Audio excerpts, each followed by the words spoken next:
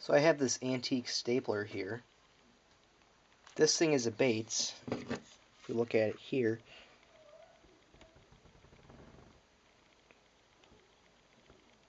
wow, this thing focuses good. It looks like it's reproduction model though, based on the bottom.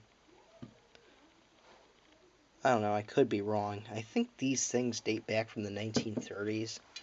Upon further research, some research I did before shooting this video, could be wrong. So this is how it works. You press down, it staples.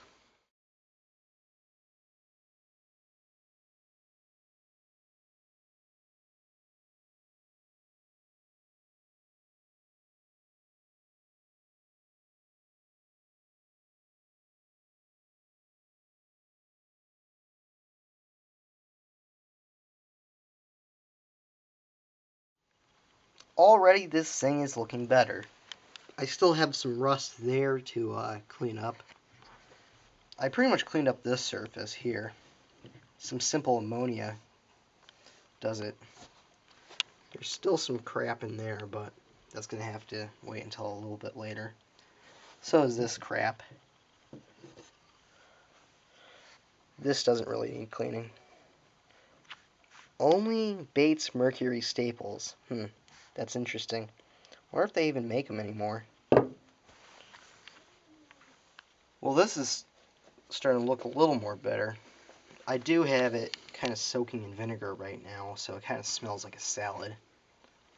But anyways, it's supposed to get off this crap in here. And maybe some of that crap. And maybe some crap in there. But it is looking better than it was. I started on the head right here. You can kind of see it's starting to look better. There's the camera lens. You're not going to see my face. There's some junk I'm going to have to clean out later. So let's compare the side here. That's looking a little blurred, while this is, whoa. It's like, wow, I'm obviously not done yet. This is going to have to be cleaned up too. This thing can come off from the body here, like if you wanted to staple on a bulletin board or something like that. Like that. Well, here's the other side here. I polished this. Now you can see the reflection of my fingers. It's not like a mirror or anything, but it's starting to look good. I cleaned some crap in here off too. Now I'm going to buff it up using a buffing wheel.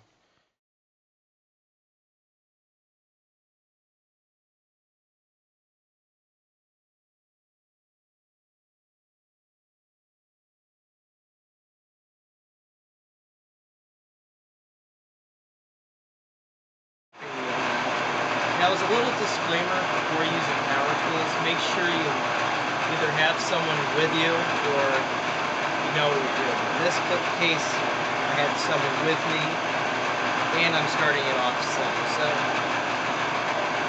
here we go.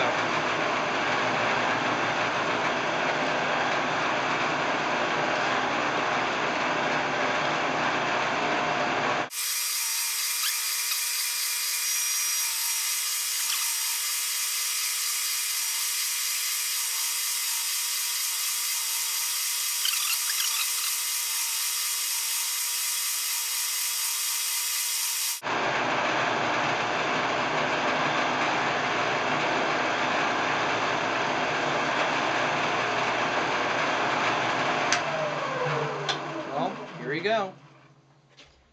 Well, here's the head itself taken apart. I think this is where the staples go. There's a band in here that lures the staples in. This is the mechanism. Excuse my crappy camera work. Yeah, that's pretty much how a stapler works. As you can tell, I don't think it did too much of a difference with the buffing wheel, but figured I'd show that. At least it helped a little, I think. It's starting to It's really shiny now.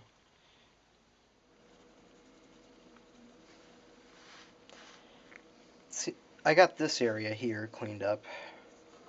Sides here. And then I'll tackle these areas up here with ammonia.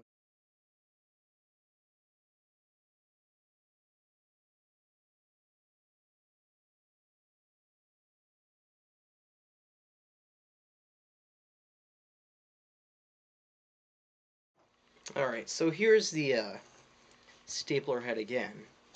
I'm going to use the buffer this time. If we look here, you can see some of the paint has been chipped off on here. Like, it was pretty much useless anyways.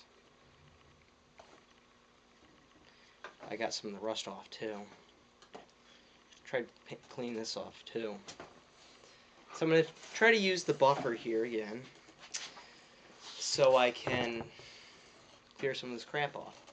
Now the same rules apply when using the buffer, so you got to be supervised, or you got to know what you're doing. In this case I do, because I have experience with tools. Forgot to mention that earlier.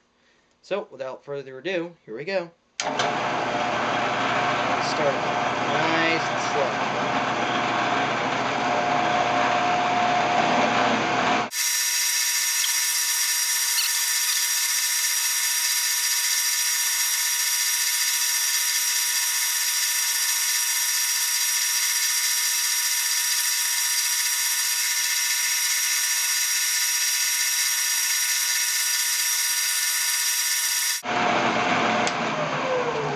Alright, so it looks like this did it somewhat.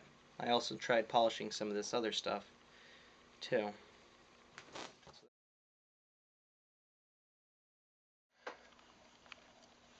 Well, a few man hours later, well, like 2, we're done.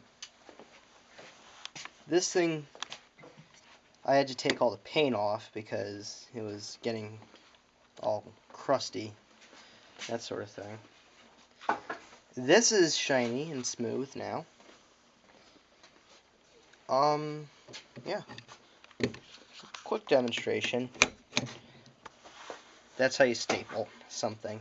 You would have a piece of paper here, too, obviously.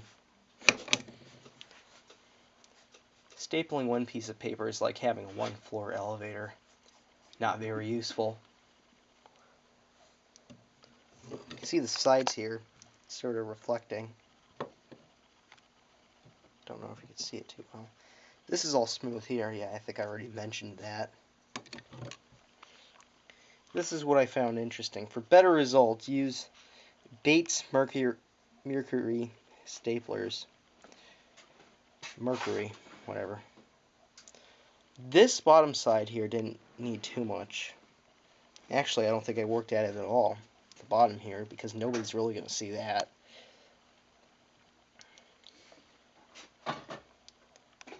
H545. This could have been made in 1945, if that's even a date code. I'm not sure when this thing was made. 100%. I think it was started in the 1930s or something like that. This line of staplers. And then I guess it continued in the 40s and stuff. I'm not sure about that. If anyone has any information, please do leave a comment or tell me somehow. I would say 30s because it kind of has the Art Deco thing. Actually, maybe even 50s. I don't know anything about this. Like I said, leave a comment if you know.